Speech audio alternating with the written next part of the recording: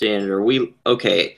Now we're Hangout live. Air is live. So this week we're going to talk about the cornerbacks. We're going to keep it brief. I was going to go over some things like what I wanted to do with the fall schedule in terms of evaluating prospects from October and beyond, but we're going to save that for next week. We're also going to save the iMovie thing that I was going to show Joey for next week because I don't think we're going to have the time to do it this week.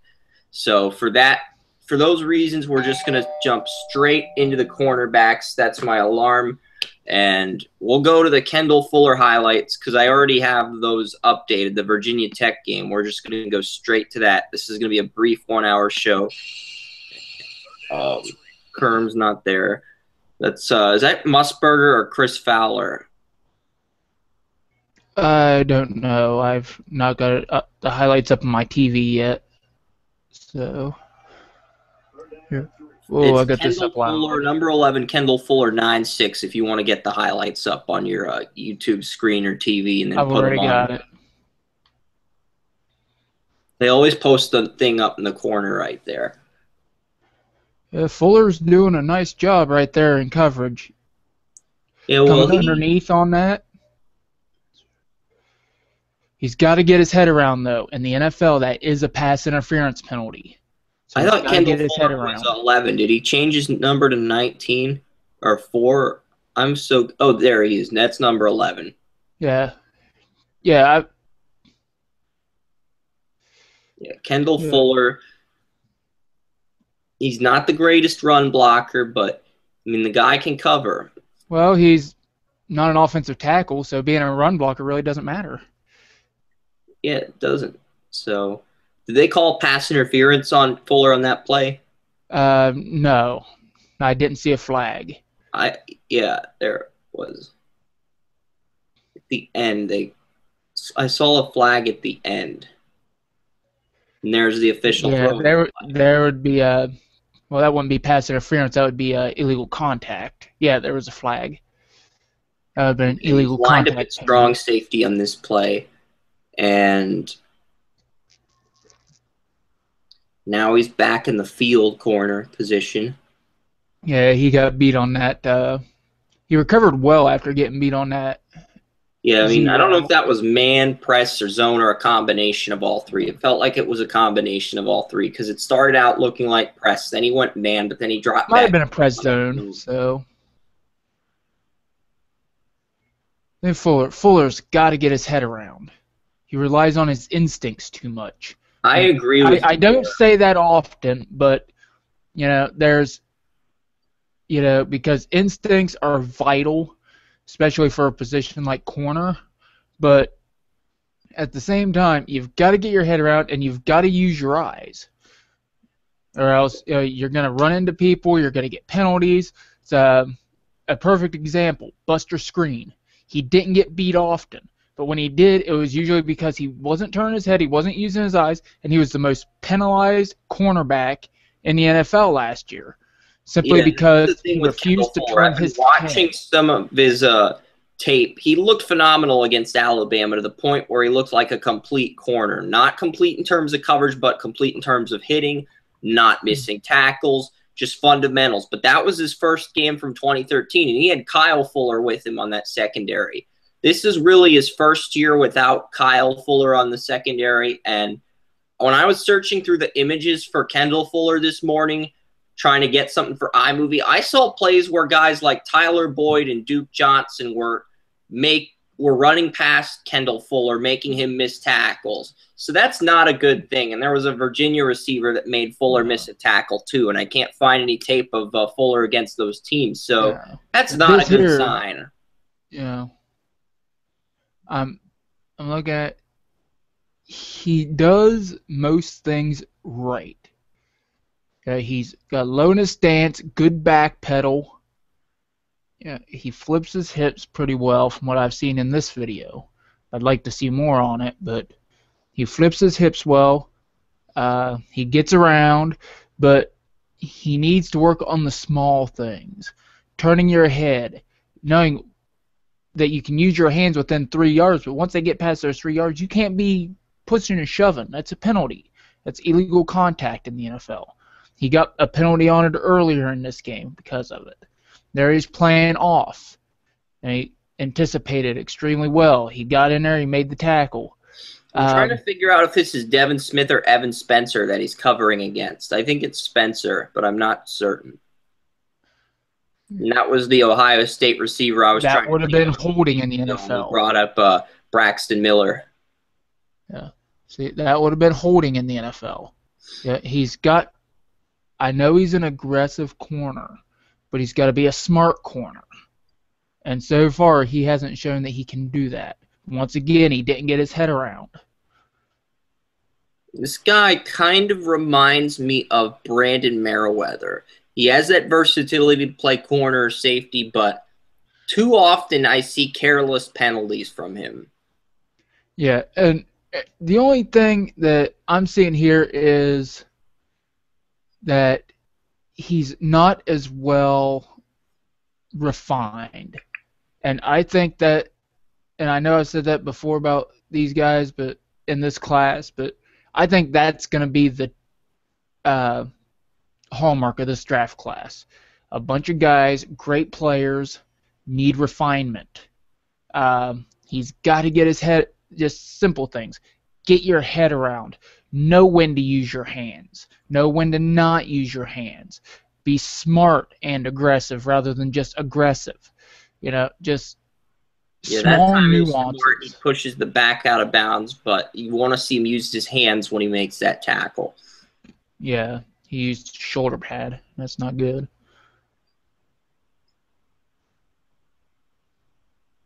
Here he's lined up in the boundary, and he can line up in those positions, free safety, strong safety. Yeah, I like that. I've seen him, I think, once or twice. I'm not sure. I don't think it was in this tape. Line up at the line of scrimmage almost in a nickel position or an outside rush linebacker position and hold that position. So that would be a strong safety in the cover 3. So he can, like you said, he can do that stuff.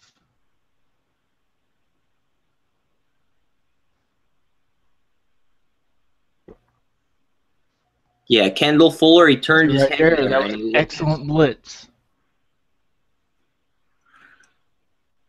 And we're going to look for the Kendall Fuller against North Carolina tape. Yeah. You can get it straight away on Draft Breakdown. Yeah, I could, but I don't want it to look so obvious that we're watching their tape. I don't care. Tape's tape, and it's available. It is available. So here we go. This is the North Carolina game. I can guarantee you that if there's a scout out there watching tape, they don't care if it came from Uncle Jimmy or Aunt Betty. They're watching it if it's available, and they can get a hold of it.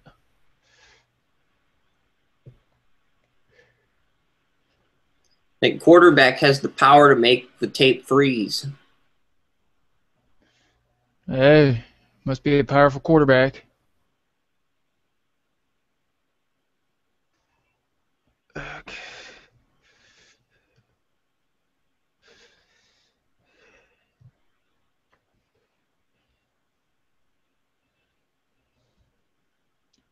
He's playing off man. He did a nice job playing off man there. Yeah, I think he was lined up in the nickel in that one. Yeah. Did a good job playing. There we go. They lined him up as a blitzer on special teams.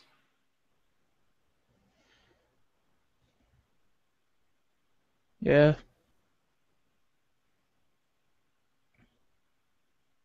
And also return kicks or punts. I'm just curious why there's an American flag on North Carolina's midfield. Was this during Veterans Day week or something? I don't know. Kerm's the one who can master the schedule. Yeah, I thought Memorial Day was in May, and then there was another military holiday before that or after that. Maybe it's the 4th of July. There's another military holiday, and I think there's Veterans Day. I think there's 4 total days where people celebrate the military constantly to the point where it's trending on Twitter, even though we should thank our troops every day for the freedoms we have. There's great coverage to play before. That time he got caught. Yeah, I think that was more of a good play by the offense than it was the defense. Going that little double move there, got him outside.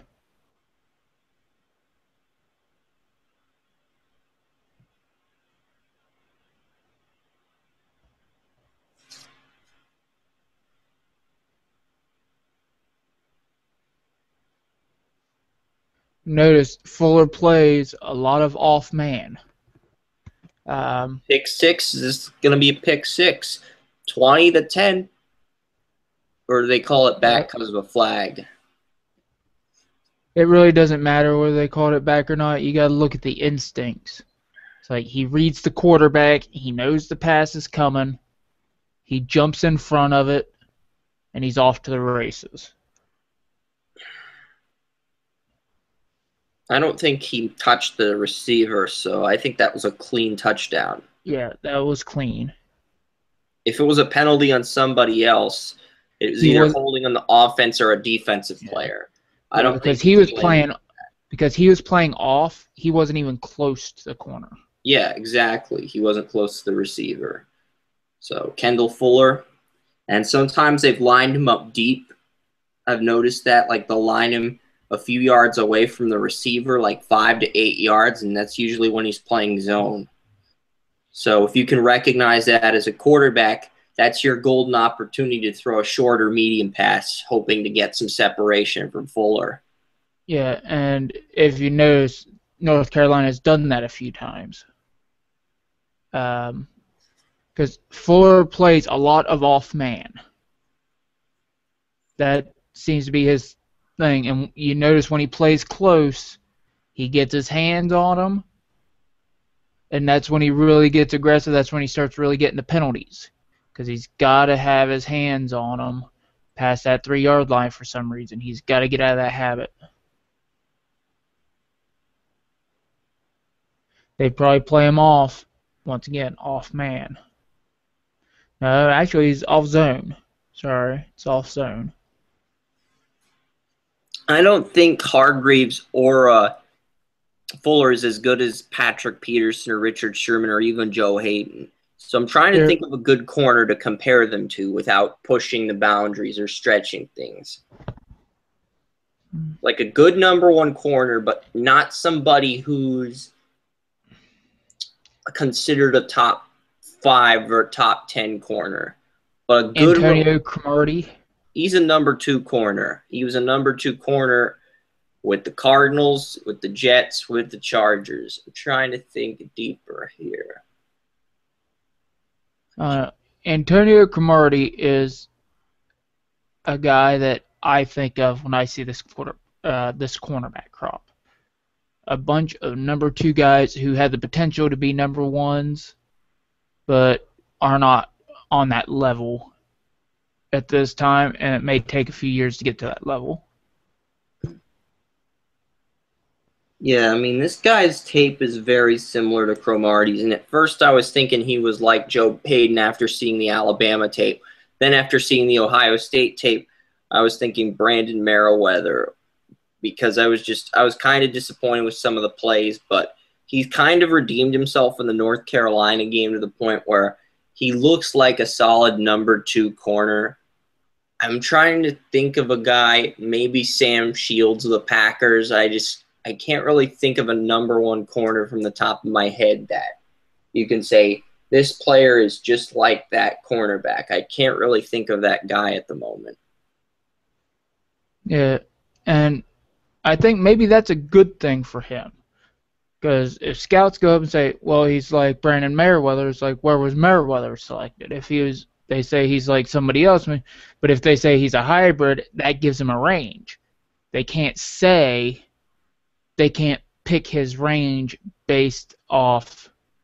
I know they usually don't do this anyway, but it puts less doubt in their mind as to. That play he was lined up as a free safety and he missed the tackle.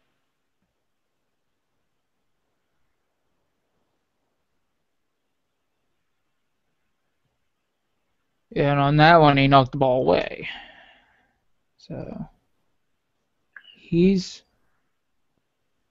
I'm thinking a good number one corner to compare him to is Vonta Davis of the Indianapolis Colts, because some think he's not even worthy of a number one corner, and then he's a number two corner at best, but he's still a number one corner regardless. So I'm thinking Vonta Davis might be an accurate comparison for Fuller. maybe. I still say his biggest problem, he'll cut down on a lot of these penalties and a lot of these problems if he learns to get his head around.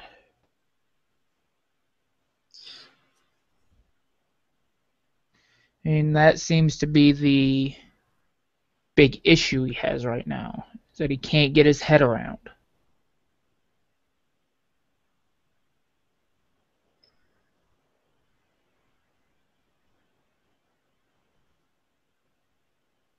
I think there was 1 year where the Dolphins had Brent Grimes and Vonta Davis in the same team, and then Davis either got traded to the Colts or he signed with Indianapolis, and then they brought in Finnegan to complement Grimes for a year, and now they don't have anybody to play next to Grimes. So they're kind of back at square one, the Dolphins. I'm pretty sure it was a trade. Yeah, but this guy does remind me of Davis coming out of Illinois. Who I'm interested to see, though, I swear I say this every week. Davis is the number one corner on an NFL roster, but he gets picked apart at times, and you see similar stuff with Fuller. Yeah. Fuller especially gets me because of how aggressive he is and how many penalties he'll rack up. They play him off the line. There are times where when you play him off the line, there are times he plays like Brandon Merriweather. Like some of his plays are so brilliant, they're Hayden-esque, and then there's other plays that are just so pedestrian. You're thinking, oh, he got called to the flag. This guy's going to be another Merriweather. He's too careless. He hits too hard. He doesn't execute his assignments properly. Yeah. And you have to find that median. Yeah, when they play him off the line like that, it's just, oh, I can run a 5-yard hitch route every single freaking play because they're playing him off the line almost every play. Okay, yeah. I thought we already saw some of this tape because we're at the 2-minute mark, and this is the same pick six we saw. I think this is the exact same pick six we saw them. Yeah, they're replaying this. This is the second time through the tape. Okay. I think this is the second time through the tape. But yeah, that's Kendall Fuller in a nutshell. We're going to go to Vernon Hargreaves and Alabama. And I've already seen the highlights on the previous episode of the War Room before Joey made his first appearance in the War Room. So I'm going to let Joey do all the talking here. Oh, God. Me talk? Yeah. I'm going to hear your thoughts and insight on this. You want to hear my thoughts? You're going to be extremely scared by the end of this film. It is scary inside my head. Hargreaves Island, come on. He's a good player, but he's not worthy of his own island like Revis. I'm worthy of my own island. Yeah, I'm sure you are, Joey. Vernon Hargreaves versus Alabama. Here we go. I don't care if this is film study or graph breakdown. The bottom line is it's 11 minutes of Hargreaves versus Alabama. That's the bottom Patrick Stewart drinking. Is that Patrick Stewart? Yeah. Yes. He looks like Charles Xavier from X-Men, but you told me... That's because he's the actor that plays him. Is he also the actor from Star Trek as well? So, my stepbrother Ward said they weren't the same actor. Patrick Stewart wasn't the guy that played Xavier from X-Men. That I was thinking of somebody else. He was wrong. Exact same guy. Yeah, I know. That's what I said. And he's also a knighted Englishman. He was knighted by the Queen. Awesome. So, you're Vernon Hargreaves, number one. That was a nice job by Hargreaves. Keep him with your guy. I think on the first highlight, he blew his assignment in coverage on the first highlight. So first highlight, he didn't do anything. Players to the other side of the field. Yeah, but Cooper, we'll see. Now he's lined up at more of a strong safety role. Yeah. He misses the tackle against the big time. Yeah. And Not even close. He missed way too many tackles when I saw his tape. He also noticed his stance. His stance is upright. Not many. His knees aren't bent that well.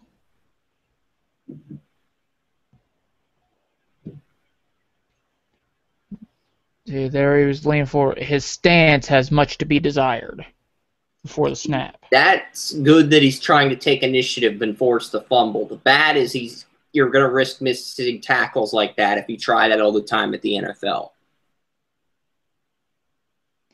See, there's a good tackle. That's an excellent play right there. Yeah.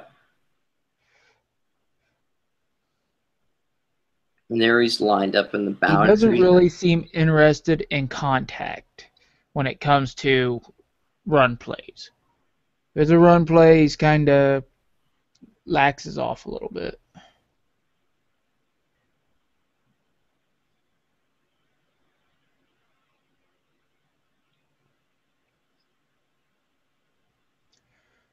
Okay, there he got right into the run play, so that was better. Second play at strong safety. Yeah, he's covering the zone, or he's covering the Z. He's showing a little bit of aggression, which I like. He's more aggressive than Fuller. I'm not sure he's as dominant in coverage, though. That time, Cooper just flat out beats him. I don't think well, let's see.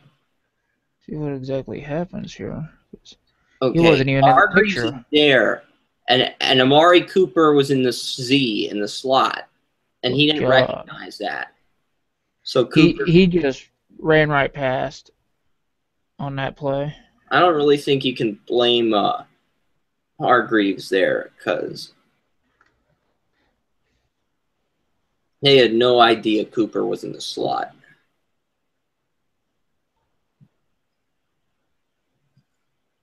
There you see. But that also comes to awareness.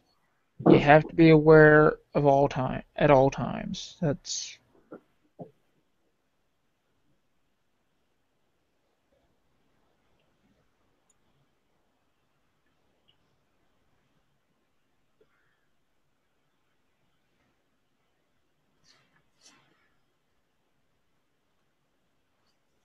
Alabama's in a big formation, and yeah, by the time we are done with these highlights, it'll be 11:30, and we'll have two prospects left to watch in Zach Sanchez and Cameron Sutton, assuming we can find any tape on Sutton. So we're way ahead of schedule. I actually didn't think we'd have this much time to go through all the prospects, but we're ahead of schedule. And this brings up something interesting, because they're not Hargreaves overran Yeldon on that play, so that needs to take better angles. But something I'm noticing, interesting piece of information, is they don't throw Hargreaves' way a lot. So what you have to look at are the opportunities he does get, and hold those with more scrutiny than you would other players who get more action, because there's not going to be as much active tape on him. He doesn't get, because it brings up the question of why. He doesn't get thrown to that much, so why? Older episodes of older interviews. I don't know if it was a Google Hangout, but it was something we did over the phone on YouTube, and we were evaluating Prince Amukamara at the time. I was asking you questions on him, and even though he didn't get a lot of passes thrown his way, he capitalized on those opportunities, which is why he went in the first round. Yes, and that's the whole thing. They're going to scrutinize. Yeah, every little. If you don't get as many plays toward you, or if you don't play as much, they're going to scrutinize you harder than what they will if you get a lot of plays to you, because they're going to have that film right there if you get a lot of plays.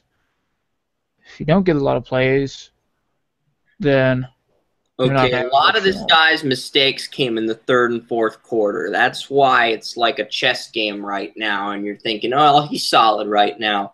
I remember 4 or 5 of his mistakes came in the third, fourth quarter. Because that's when Alabama really blew the lid on this game. Yeah, something I've noticed with Hargreaves is that his mental game, his awareness, isn't up to par with his physical skill. He doesn't have a great stance when he's coming out of the block. He's not down as low as he could. He's not like a Joe Hayden who's getting really low. He's not a Revis. He's not a Cromartie. He's not getting down there. Might get drafted ahead of Joe Hayden. That's the scary thought. Yeah, and he's not that guy when it comes to fundamentals. He's not as good fundamentally. And that's why I think he might bust. Mm-hmm. He relies on his athletic ability. Right there, he just got flat blown by, and I think he held Cooper to boot. It's like you hold, and the guy still makes the catch and still makes a yard after the catch. I mean, Kendall Fuller has good coverage and some solid intangibles, but he's not aggressive enough.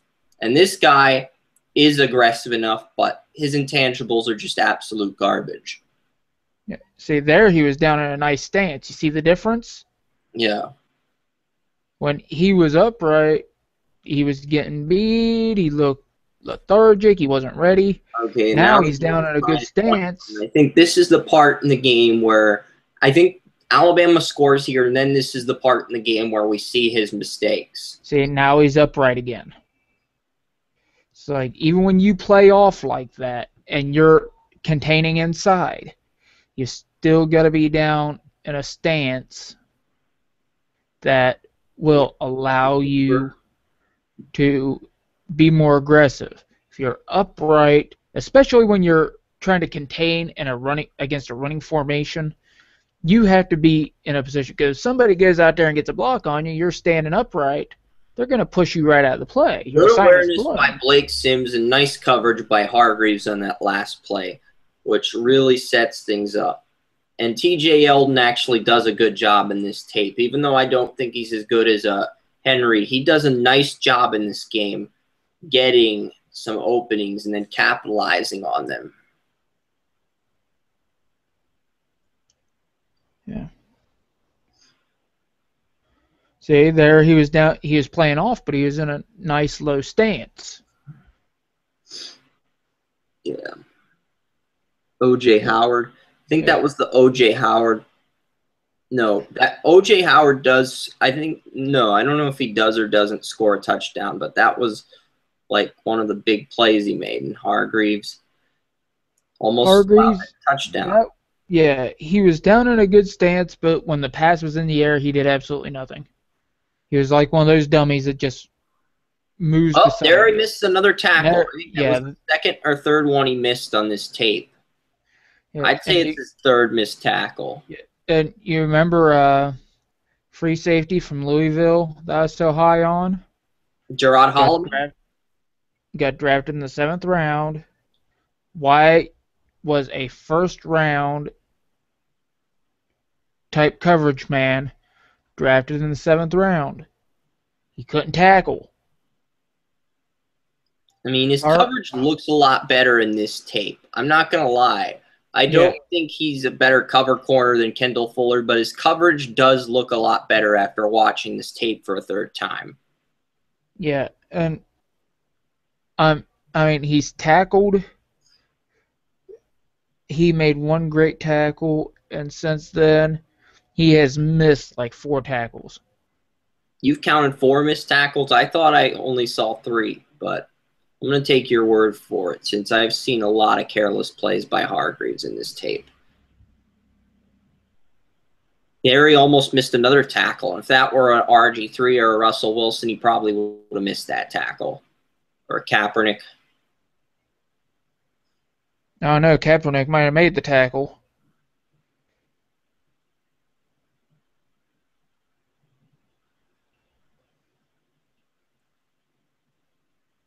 He ran right by Hargreaves. Hargreaves didn't even put his arms out.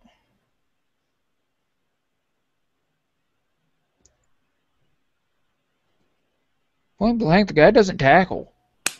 If he's one-on-one in the open field and the guy hasn't made a step, that's the only tackle he made. He just ran up on him, grabbed him like he was a dummy, and took him down.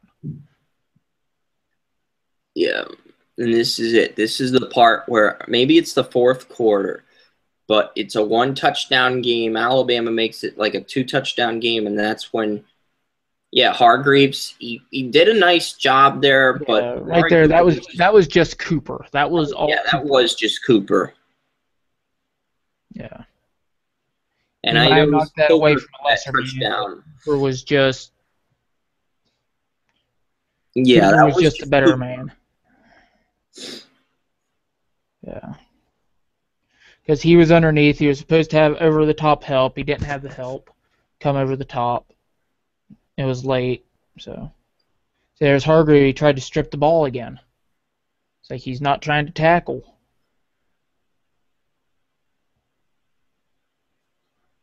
Yeah, he's relying on his athleticism and ability to create turnovers. And that's the thing.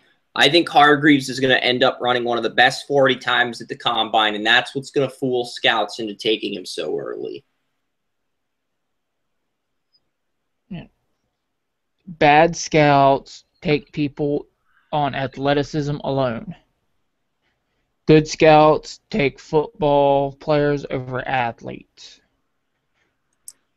And the best scouts take the best combination of the two. Zach Sanchez versus... Yeah, let's type in Zach Sanchez. The game I want to watch of Zach Sanchez is against Baylor.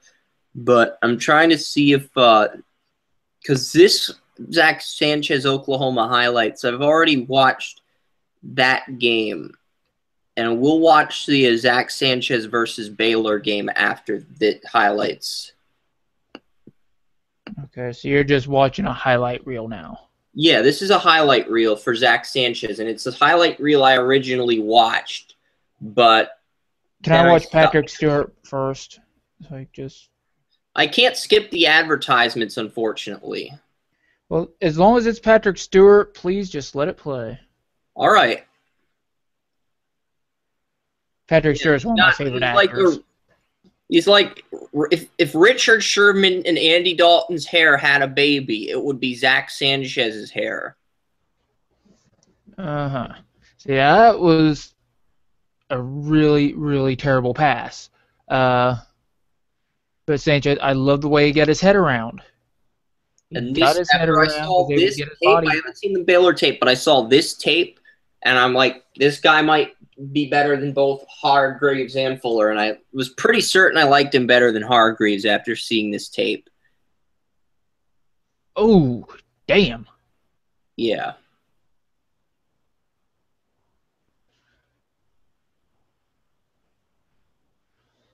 Yeah, it's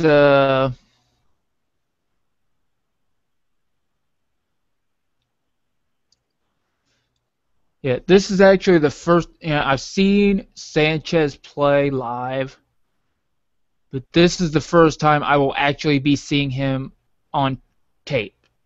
The first concentrated Sanchez filming. So. Yeah, and I love what I've seen from this guy so far. Yeah. He's only 5'11", 175, and that might keep him from going earlier than people want. But in terms of overall tape, this is my favorite corner I've seen. Yeah, I'm really loving his awareness and hands from just what I'm seeing in the highlights. But as you know, highlights can't really... I mean, you're not going to get drafted on your highlight reels. But yeah, his hands... Yeah, that's great concentration right there. That is excellent. Full control, 2 feet in. There's a play where he got a pick six against Texas. I don't know if this is a play where he forced the fumble. That's an awesome tackle. It is. That was a perfect form tackle. Shoulder down, head up, wrap your arms. Did he pick off Kevin White? Rewind that.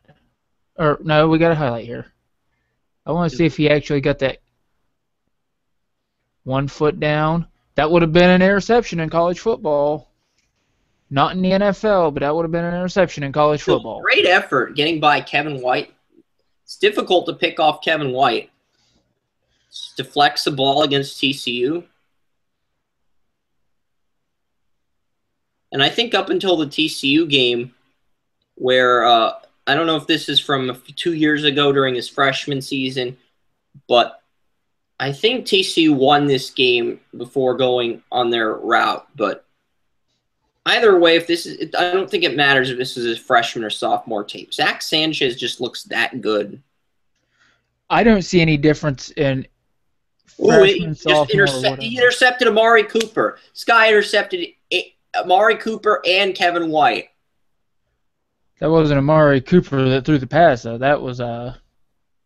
McCarron. McCarron, yeah. I'm not looking at Clint Trickett and A.J. McCarron. I'm looking at the guys he covered and how he Texas. reacted. Texas, was that Colt McCoy? No, that was the Texas Longhorn game. Because I was looking up photos for the iMovie, and the photo I found of Zach Sanchez was a pick six against Texas, and I think that was the pick six that we just saw on the tape. Yeah, I'm looking at. And he does a good job pressing Tyler Lockett. That's things I saw. Yeah, I'm looking at his eyes right now, and his eyes, his awareness, the way he keeps his head around. Yeah, it's excellent. It is the way he can read a quarterback. The way I'm seeing here. We're not 5'11", 175. I think he'd easily be the top cornerback in the draft, simply based on his tape alone. And the 170, it's the 5'11" doesn't bother me. It's the 175. If he could add 5 pounds of muscle and keep that explosion and get up to 180, I don't think that would even be an issue. Me neither. I just think this guy is just that good on tape. But we're going to see his Baylor tape. Let me just – all right, Zach Sanchez versus Baylor. Okay.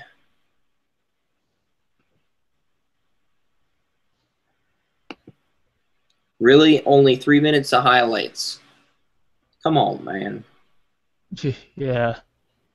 Come on, man. And this game he covers Antoine Goodley. So his resume of receivers he's covered speaks for itself. Yeah.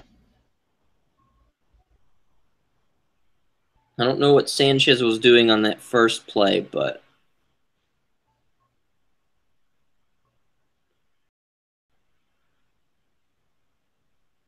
he was covering a guy downfield there.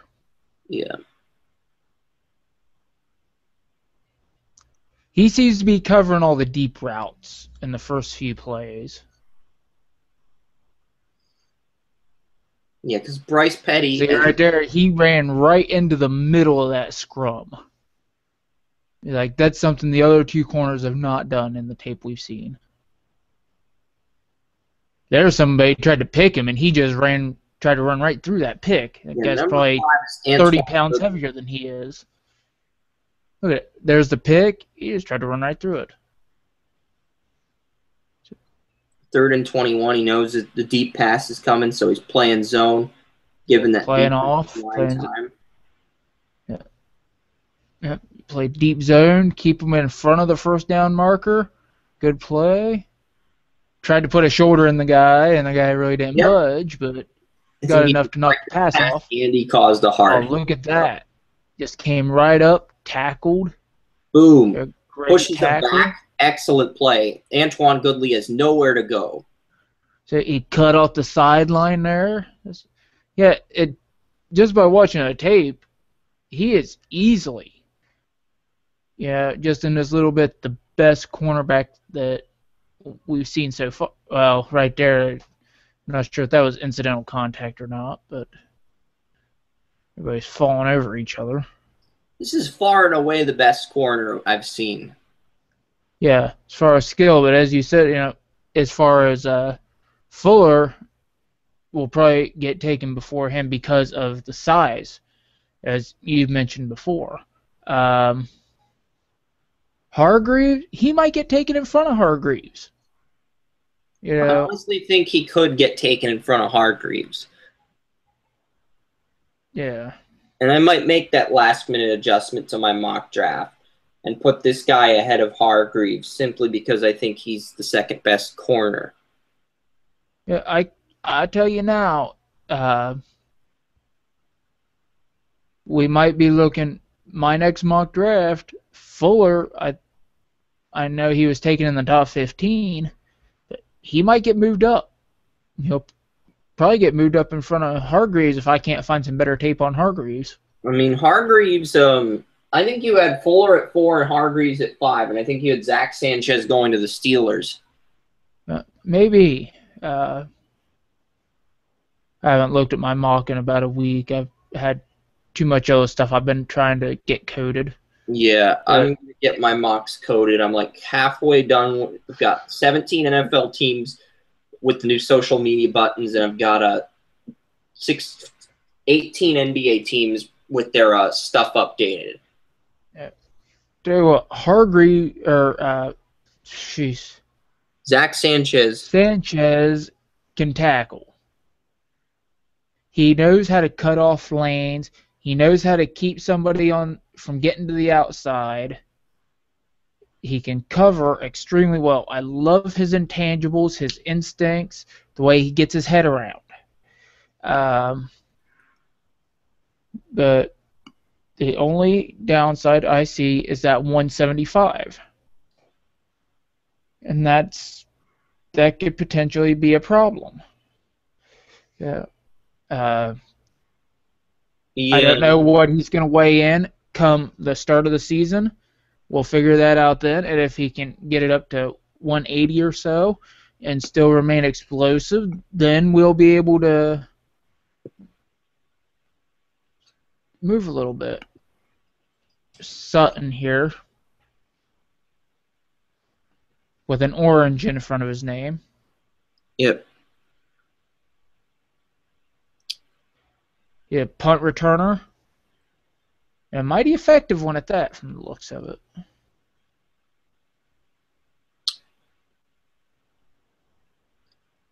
Oklahoma, 5'11", 175. Now, I love that play. He knew that was coming, and he kept his eye on the ball and just, I guess you would call that a fumble. Yeah, he had 13 pass breakups as a true freshman. Only 8 this year, but he made up for it with 6 interceptions. So I consider that an improvement on his performance, his overall performance. He does a good job of stripping the ball. That's what I'm seeing here. He's got very good skills when it comes to... I think he's the best special teams corner among the first-round corner prospects. Yeah, but he's got the best ball skills overall. I'm not saying he's got the best hands, but he knows how to locate the ball.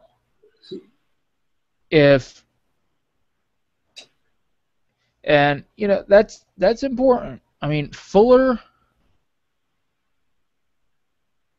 and that may go ahead of him, but this guy knows how to locate the ball. And I want to see what he does without Justin Coleman next year, because he had a pretty good corner in Justin Coleman next to him last season, and now Justin Coleman's graduated. I don't know if the team drafted Coleman or not, but now he's got to play without Justin Coleman, and that's going to be – how is he going to handle that? Yeah, something I'm noticing right now is that I want to see more tape. I want to see more from the guys. Yeah, I want to see right more now, from the guys too. But right now, what limited I'm seeing here, I'm seeing more good tape on him than I did on Hargreaves. That's what I'm saying. I noticed the exact same thing a while ago before we did the podcast. Mm-hmm. In the War Room. Yeah, and the thing is, Hargreaves right now I'm seeing is number 4 out of all 4 of these guys. I agree. I think this guy's 3, Sanchez is 2, and Fuller is 1. That was my ranking as well. So,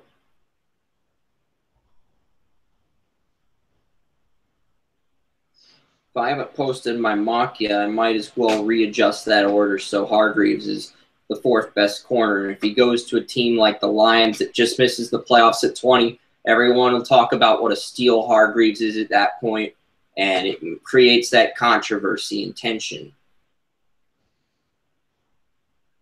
See, there was a Sutton and Hargreaves going after the same ball there. I'm not sure whether it was special teams or what. Yeah, look, he goes after Amari Cooper, just tackles him. Yeah, I mean, Sutton's legit. Yeah, he's looking good.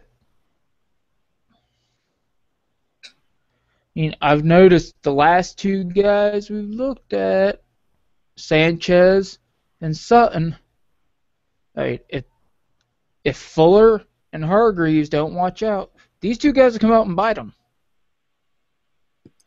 These 2 guys will come up, and the top 2 guys might see themselves on the outside looking in. All right, so I'm actually going to load something. I'm going to actually, since we actually have time to do the iMovie, and no, we're not going to watch Everything Wrong with Taken in 9 minutes or less by Cinema Sins, where they make fun of Liam Neeson. But, yeah, like with this, you can actually see, wait, I don't have it reloaded. I'm going to have to go back into screen share and reload that. Yeah. Okay, screen share, iMovie, here we go. Okay, is this on iMovie now? Okay, yeah. But with iMovie, I don't want to do that. But like with iMovie, there's a video tutorial screen, which they'll show you at the top. There's the NHL draft preview. I can go into my project library and pick something else. Like I need to change this to intro. Gee whiz, was that something you got up and did at 4 o'clock this morning? No, like with this though, this let's get this tape up. So here we see some stuff. I'm Chris Ransom. This is your 2016. I'm not trying to like. I'm just trying to give you an idea of what you can do here. And then we have like some clips of the players in between.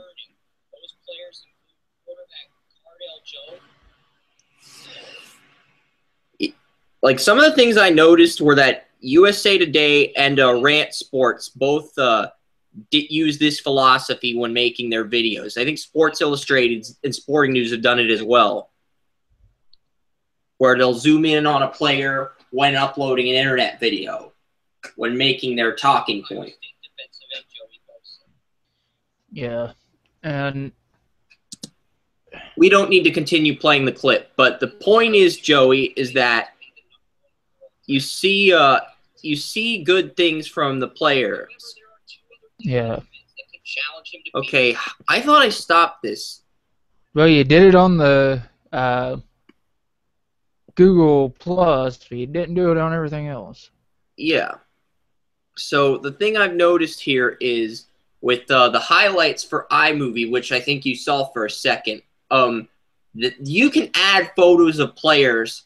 You can add music to them, and you can add all kinds of stuff to those highlights. And they even have some things where if I created a new project, I'll call this Draft Evolution Demo. I'll delete it later, but as for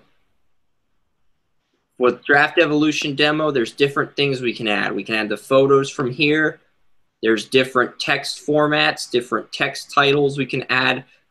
4 corners, scrolling credits, upper, drifting, title, text, center, vertical, pull focus, and there are different themes as well, like, and then there's a globe. I don't know. Okay, so a ripple effect, cross dissolve, circle open, circle like a heart. There's a globes in the background and stuff.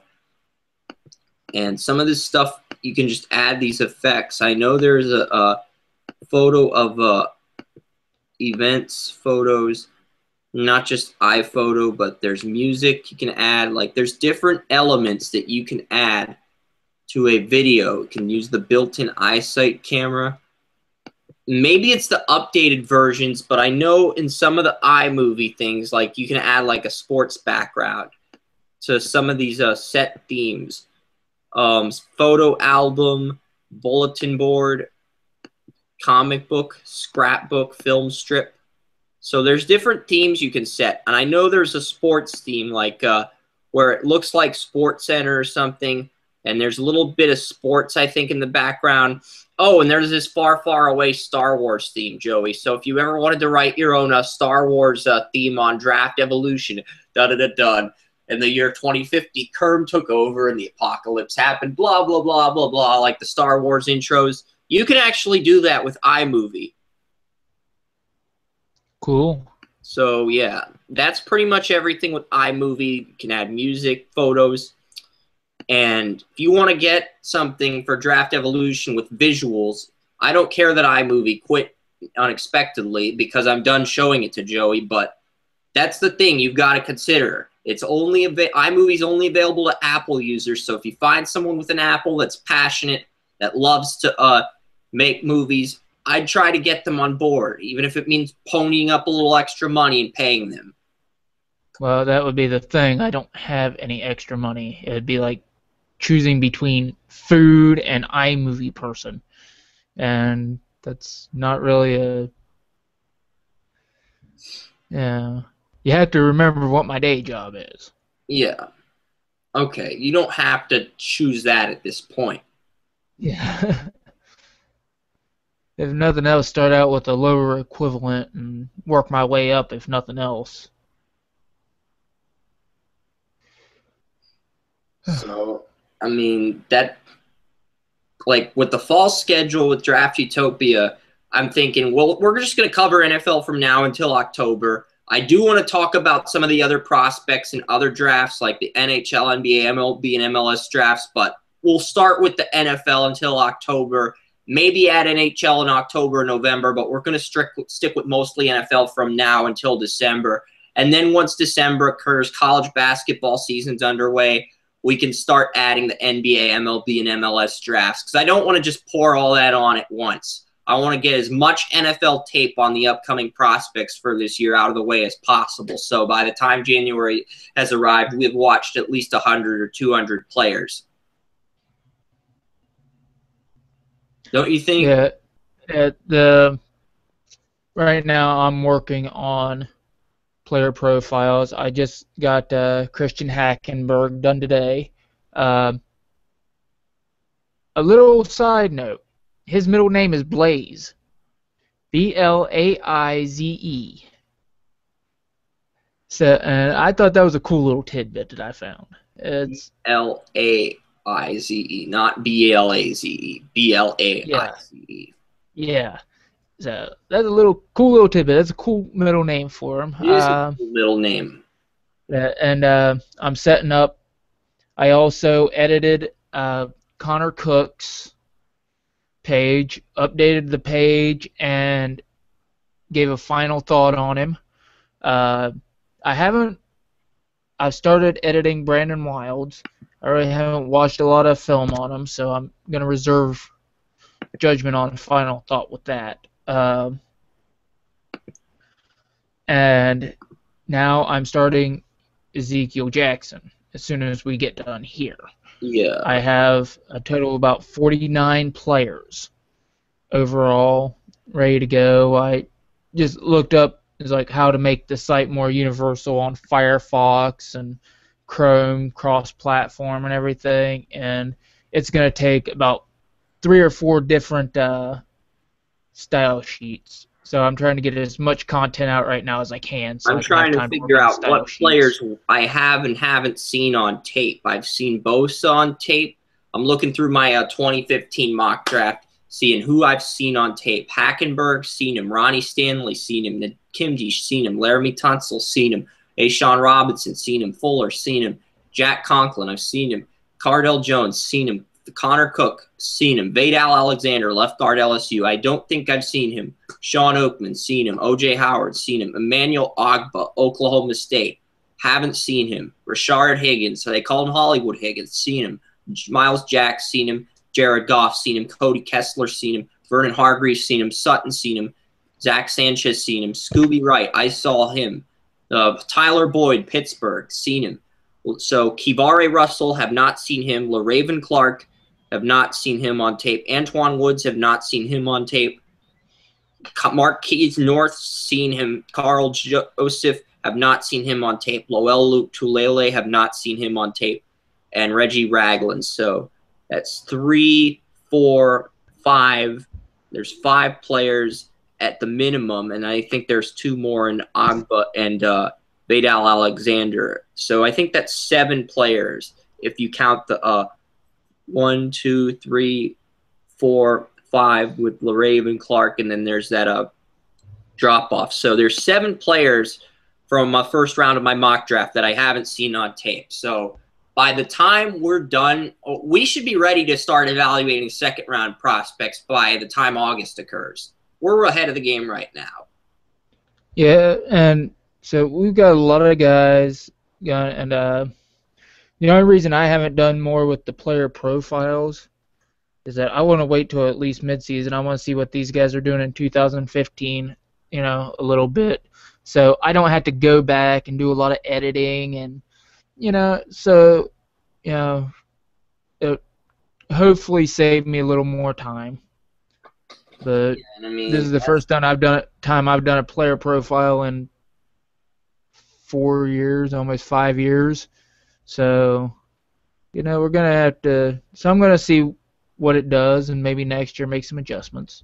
Yeah, basically. I mean, if we've seen all the first-round players on tape by August, all we have to see is whether or not they maintain their stock value. Or if they go down, they return to school, that's the only variable. Then we can start the second-round guys, and I think from then until October or the next 2 months, it took us 2 months to get through the first round, so we could probably get through the second round by October and then split it between maybe 3 or 4 third-round guys and then 1 hockey guy per show until maybe January. But, yeah, just split it up. We still want to stick with football, but at the same time, we need to be prepared for other things should they occur. Because the draft season, I want to make Draft Utopia in the War Room the thing where we cover all sports drafts, not just football. And when spring arrives, we can cover softball prospects for fast pitch and baseball. Because I know if we just do baseball, it's going to bore you.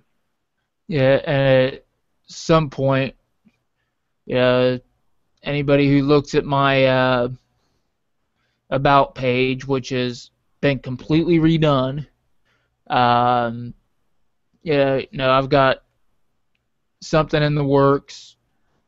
Right now it's a little ways down the road, but it's softball evolution, something I'm going to be looking at later. Probably going to get a writer for that at some point. Cover college softball, National Pro Fast Pitch, maybe the international softball, depending on what they want. So doing stuff on that would be pretty cool. And it would just allow for a little bit more, as you said, it allowed for a little bit more variety on both Draft Evolution, the War Room, more sports, Yeah, we're going to have to add that variety, but from now until October, I want to get as much football tape in as possible because I know two hockey leagues, Quebec Major Junior Hockey League and the Continental Hockey League in Russia, both start next month in August, but the rest of the junior hockey leagues don't start until September. And September 24th is the day the Ontario Hockey League starts. And the Ontario Hockey League is usually the strongest junior hockey league. So I'm thinking we wait until the first Friday in October before we break down one or two hockey prospects. And we stick to mostly NFL stuff until December when there's basketball, college basketball's underway, baseball, and then the MLS Super Draft, which takes place in January. So I'm thinking from now until December, we've got to knock out as many NFL prospects as possible. And then maybe in October, we do maybe one or two NHL guys a show. But we stick to mainly football. The Siberian Hockey League plays 364 days a year. Yeah, but there's a few leagues. There's the OHL, Ontario. There's the Western Hockey League, Quebec Major Junior. There's the United States Hockey League. There's the Dell League, which is the Dutch, German hockey. Germans are eligible. You really just missed that, didn't you? They got people in Finland in the SM Liga League, people from Sweden in the Swedish Hockey League. I mean, we could go on and on. National That's League. not what you missed. Extra Liga is Czech Republic. So there's hockey around the world that we're going to try to cover as many players as possible. But we're only going to cover like the first round. Like I'm not going to torture Joey with all this hockey content from the get-go. Hey, Chris. Yeah. What is in Siberia? I don't know. Ice. Snow. The Siberian Hockey League plays 364 days a year. I'm looking this up. I don't believe you, so I'm going to look this up. Oh, geez, you're taking this seriously, really? Yes, I am taking this seriously. I know what it's is something that just came off the top of my head. What are the coldest places on Earth? Okay, there's a Russian minor league hockey team called the Siberian Snipers, which I think that's the greatest name for a hockey team in the history of sports, the Siberian Snipers. Yeah, that is pretty good, actually. That's surprising. Like, I'm sure that's a better team name than half of the NHL teams in the NHL. We're not going to go through all 30 team names, but it definitely sounds catchier than the Columbus Blue Jackets. Yeah, I never really understood what a Blue Jacket was. I think it's a bee. It's like a form of a bee. But we'll talk about obviously, real quick, and then we will go, because I know you got plans with Draft Evolution. You might want to go hang out with some friends later. So what I learned today is that Zach Sanchez, I liked him before I saw the Baylor tape. Now I think he might be the best corner in terms of intangibles by far and away. His size is going to keep him from being the number one corner. Heading into today, I was thinking that Fuller would be 1, Sanchez would be 2, Sutton would be 3, and Hargreaves would be 4 in that order. But I wanted to confirm things with Joey while I watched the tape. That's what I wanted to double check. Put in the eye tape and see what happens. Yeah, the tape speaks for itself. And right now, Hargreaves seems to be vastly overrated by the media. I'm looking at Fuller. I love what Fuller brings, but Fuller has some problems with his intangibles. And he has he's really inconsistent with, one game he comes, he'll look like, NFL number 1 corner, next, passable number 2 corner. So, yeah, he's a little up in there. And then you have Sutton, who looks like, for what little we could find of him, looks to be somebody who can be a good player, probably a number 2, maybe even a number 1 at some point. Yeah, Zach Sanchez. I mean, Sanchez he's already was a top just 20 prospect, but with Sanchez, it's like if he bulks up to 180, he could go in the top 10 because he's just that good. And if he gets to 190 and maintains his athleticism, he's probably going to go top 5. Yeah, I'm not sure if his body can hold 190 competitively, and the same way it does 170. But even if he gets up to 180, between 180 and 185, it just gains 5 to 7 pounds of muscle, then he will be able to hold up better at the NFL level. You see number 2 cornerbacks, that are 180, 190. Yeah, so between there wouldn't be too much of an issue, but when you see that 7 right there in the middle, that just makes you stop a little bit and say, hold the phone. If he gets, I know he's on the outside, but if he gets hit by somebody, how is he going to hold up? So, that 7 is what really concerns me right now, and he's not only got to put it on, but he's got to maintain it. And that's going to be the difficult part. Yes, that'll certainly be the challenge. Last week on ESPN was the SEC Media Day week, so we'll have our War Room Media Day where we crack down on some more SEC guys because there's guys like Leonard Floyd, but there's also guys, we can either do an SEC Media Day show or we can show our audience a few second-round guys that aren't in our mock draft, or we can try to get as many of the 7 guys on tape that are in the first round of our mocks so that come August, we got everything we need ready to go and we can start the second round of our prospect list. What are you thinking about doing? Well, if we're going to do a War Room on Media Day, we should probably actually watch the media appearances. I don't know where we can get old tape because all of this was on SportsCenter last week of the media day. I don't know if they have archives to this stuff or photos or what these teams are saying or reading some blogs, but I know there's a few players. If we did a show that were just SEC players that we haven't mentioned in the War Room yet, we could do something like that. And I know Vadal Alexander, the left guard out of LSU, is the top player in my mock that I haven't mentioned on the War Room. And Emmanuel Ogba, we'd probably save him for the 29th. I'm looking through this list here to try to figure out what players. Kivare Russell, LaRaven Clark, Antoine Woods, have not done him. Carl Joseph, Lowell Lotulele, Carl Joseph. So there's 7 guys that I've watched on tape, and there's only two SEC players in Ragland and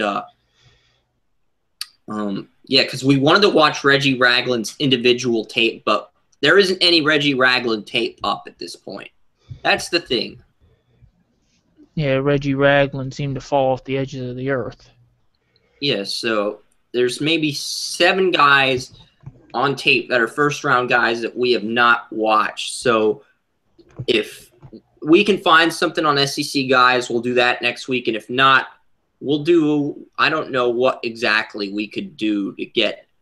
I kind of want to knock out just that portion of the first round prospects because today is a July 19th. So if we did a July 26th, yeah, let's see.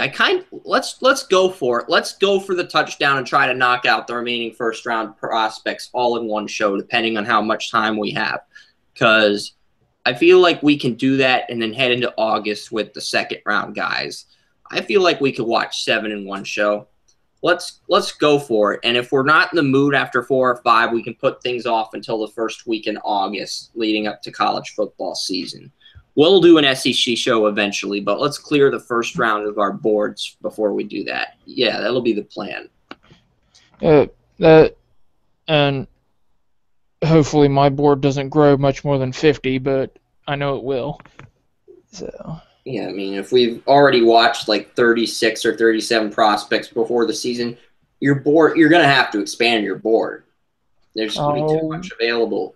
Yeah, it's already at 49, so my board's, my list of prospects is, I haven't even created a big board yet. But yeah, USA Today has like over 300 prospects and scouting reports that they put in their magazine every year. And the guy from Draft Geek and DraftSite.com, they have licenses with USA Today, meaning their scouting reports, their info goes in here. So I'm Well, I trying to don't figure have out a how to get a license from USA Today so that we can put our content in their magazine and make money off of it.